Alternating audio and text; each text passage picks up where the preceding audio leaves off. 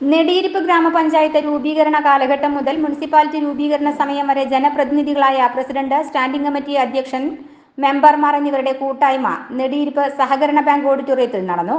സംഗമത്തിൽ 45ഓളം പ്രതിനിധികൾ പങ്കെടുത്തു. 70 വയസ്സിന് മുകളിൽ പ്രായമുള്ള മെമ്പർമാരെയും 3 തവണ ജനപ്രതിനിധികളായവരെയും ചടങ്ങിൽ ആദരിച്ചു.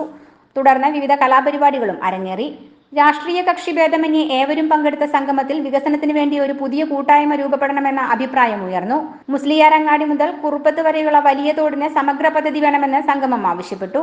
വികസനത്തിന്റെ ഭാഗമായി ചിറയിലിൽ സ്ഥിതി ചെയ്യുന്ന പ്രാഥമികാരോഗ്യ കേന്ദ്രത്തെ കുടുംബാരോഗ്യ കേന്ദ്രമായി ഉയർത്തിയിട്ടും അതിനുവേണ്ട സൗകര്യമൊരുക്കാത്തത് സംഗമത്തിൽ പങ്കെടുത്തവർ ചൂണ്ടിക്കാട്ടി. നെടിയിരിപ്പിൽ മാലിന്യ സംസ്കരണത്തിന് വേണ്ടി മേലേപ്പറമ്പ് ഭാഗത്ത് 1 ഏക്കർ സ്ഥലം 15 വർഷങ്ങൾക്ക് മുൻപ് പഞ്ചായത്ത് വാങ്ങിയിരുന്നു. ഈ സ്ഥലം ഈ ആവശ്യത്തിനായി ഉപയോഗിക്കണമെന്നും പഴയ നെടിയിരിപ്പ് പഞ്ചായത്ത് ഇനിയില്ലെങ്കിലും ഈ പ്രദേശത്തിന്റെ സമഗ്ര വികസനത്തിന് പദ്ധതി തയ്യാറാക്കണമെന്നും സംഗമം അഭിപ്രായപ്പെട്ടു. Kondotty block panchayat president K Bindu ഉദ്ഘാടനം ചെയ്തു. കൂനൂക്കര അലവിക്കുട്ടി അധ്യക്ഷത വഹിച്ചു. PC മണി സ്വാഗതം പറഞ്ഞു.